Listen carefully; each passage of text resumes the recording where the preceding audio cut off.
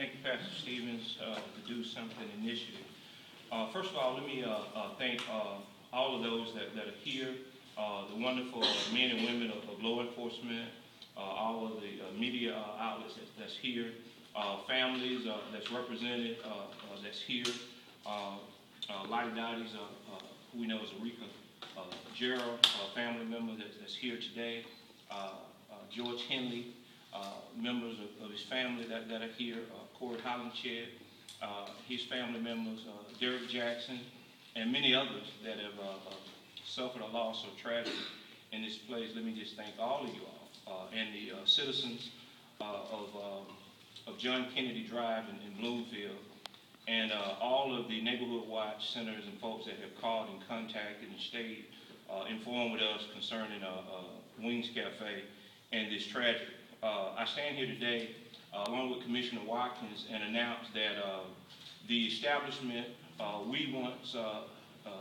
we know as Wings Cafe is closed for business. And saying that this establishment will, no one will ever be able to plot, plan, or harm any family member or cause harm to any citizen of this community ever again. Hopefully with the agreement that has been reached. And so, and moving forward with and in our community, let this just be a message to club owners, nightlifers. We welcome you here, we welcome your business, but our citizens should and always will be protected, and that is our first and foremost concern. And so with that being said, we will take questions after, but I would personally want to thank the investigative wisdom of one of your own colleagues that you possibly need to probably interview, Malcolm Johnson from New Central, who went above and beyond, and there's always a story inside the story. And it's always dangerous sometimes, and some of these things we deal with, but I want to personally thank that young man and that station for, because our concern was about death in the establishment, but some of you went above and beyond by getting deeper inside to get us to this point today. And with that, I'll turn it over to Commissioner Watkins to go in depth as far as the agreement and understanding.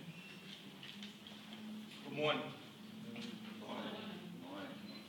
For a healthy community, it is always important to have a community that we can feel safe to live, worship, and play. And what we've done today, or what we're able to accomplish today, is making sure our communities are safe through community involvement and outreach. And understand that we have a kind of agreement in principle with the owner of Wings Cafe that they will not operate or attempt to get a liquor license for that location for a period of 24 months. And like I say, that's an agreement in principle, and we're hoping that this brings together a cleaner community, that we're able to find something positive to uplift in that area. But either way, realize that the closing of a club does not solve our greater community problems. We've got a lot of work we've got to do as a community. The violence that we see is a symptom of the overall blight in our community. So it was important that Dr. Stevens was here today. We've got to get together and do something.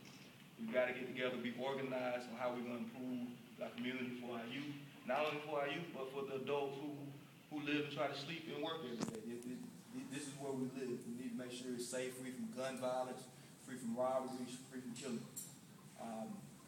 Thank you for your time. And my heart condolences goes out to the families that have been affected by this. And I hope that the closing of this business does bring some closure to those families.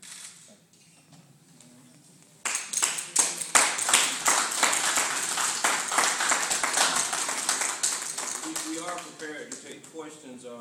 We will say that we will be willing to work with Mr. Kim, because we do not want a vacant property. There are some churches in the area and businesses that have already contacted us, and we're going to try to work as a liaison between them to possibly see if we can turn it into a community center, youth development center, entrepreneurship center, or senior center of some sort. And so we don't just plan just to leave them hanging, so the door is open for that as well. And with that, we'll take any questions from the media. If you're media. Don't mind. We're only going to take questions from the media. So what stands in the way right now? You said it's agreement in principle. So what's the last step, I guess, before the agreement is finalized? Signatures. Signatures coming back that both our city attorney's department agrees to, as well as Mr. Charles Cox agrees to. We have correspondences. If we're unable to reach a full settlement between, we have several points, I guess, that are still being debated. But if we're unable to reach them, we will go to court. But right now, we're comfortable to say that we feel that we've settled this situation without actually having to go through a court hearing through a version of mediation on the consent order. Can you explain the process that you went through in order to get this business closed, kind of avenues that you took to make sure it closed its doors? Well, we started, I guess, towards the end of the year with the county commission requesting that the municipal court look into investigating this establishment for possibly having too many violent acts that have occurred. And that led to our city attorney's office, along with Mr. Kim's attorneys, having several conversations that led to the agreement that we're able to present you today. Can you outline what the agreement is? All right, the 5 points. 5 points make up the agreement. Young K. Kim will no longer operate an establishment as a dance hall or billiard or pool hall located at said address for a period of 24 months. Will not apply to renew any alcohol beverage license or apply for a new beverage license at said address for a period of 24 months. Will not reopen the establishment at 2822 Bloomfield Drive under the business name, trade name, or moniker of Wings Cafe for a period of 24 months. But this order does not prohibit him from having any other except commercial use at said property, address, and does not prohibit him from having other commercial business licenses within the city of Macon. How were you all able to reach and get to this point? At the last, Mr. Kim was looking to have a municipal court hearing, and now we're at a point in juncture where you all were able to reach an agreement where he's not going to apply for anything within the next 24 months. And I say this with a lot of caution. We have a tentative agreement. The due diligence of our city attorney's office, in an attempt to save the taxpayers a lot of money, we were able to have, I believe it would be correct for me to say, a series of meetings or conversations with Mr. Cox, and this is the agreement they came. This is the tentative agreement they've come to. Under that agreement, in 2 years, he could open it back up as a club, as long as it's not under Wings. Yes, and I would also note that is the furthest we could take it. The 24 months was the furthest we could take it, even if he went to court. It does have that stipulation assigned to it. What was Mr. Kim's reaction to this? Couldn't tell you. What do you think this does for the community of Macon? I think it does a couple of things. For better or worse, it sets a precedent that we as a city and we as a community are only going to tolerate so much useless violence in an establishment before we hold, whether it be the owner or those patrons, accountable. We focus a lot on Mr. Kim's loss of business, but I think as we all know as adults, watering holes in bars are significant. So a lot of patrons have also lost an establishment that they like to partake in. But we have standards that we want to uphold here as a city, and I think it sets that precedence, as well as, again, we were able to address something. And it's sad that it comes to a head with such violence, but apparently this has been an issue at this establishment, a location for several years of minor incidences that we were able to address for a community that had been hurting for a while over there. So I think it has several benefits. Yeah, and just to reiterate, this really, I think this win belongs to the citizens. Those folks that called in, those folks that was working behind the scenes with petitions and calling you all and your investigative journalism. It goes toward this community and this citizen. Our initiative was the deaths that occurred, and that was our fight, was no business should ever be in a position that they can cause harm or death to citizens. The other extracurricular activities and things that happened, that came from the media and citizens that were there that shared those things. We may have been aware of those things, but that was not our fight, because I've been a frequent visitor myself on Wednesdays. There's a Facebook cover of someone that's in this room that has it on their Facebook cover, and people know that I've been there to frequent these places, because that's where we reach those young men and women that seek mentoring and help to change their lives. But nightlife is a part of what we do as a community. So this is not just to say we're going to look and close businesses. This should help club owners, business owners, and citizens know that they should be able to go to any business and feel safe. And that's what it's about, to feel safe. And number one, if you show up like you want to fight and you're dressed to fight, that's up to the club owners to set his or her guidelines as far as, the people that you deal with. It's up to us that mentor and advocate and set legislation to try to still help those young men and women that seek help. With the amount of violations that Wings Cafe had over the years, some might wonder whether it took too long to look into a place like this.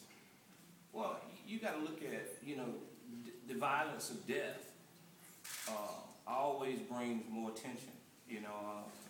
The movie Selma, when it was the death of certain folks, and it brought on the attention of a president to enact.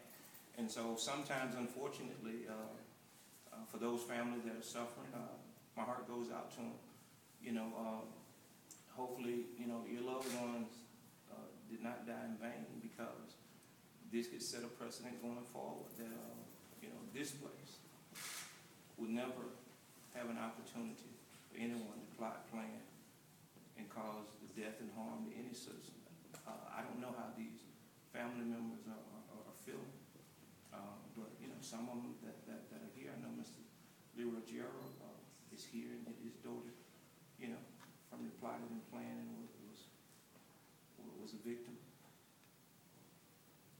And when you were investigating the Wings Cafe business, did you guys determine if there had maybe not been adequate security? Were they in any violations? Officially, we didn't actually have the hearing, so it would be all speculative.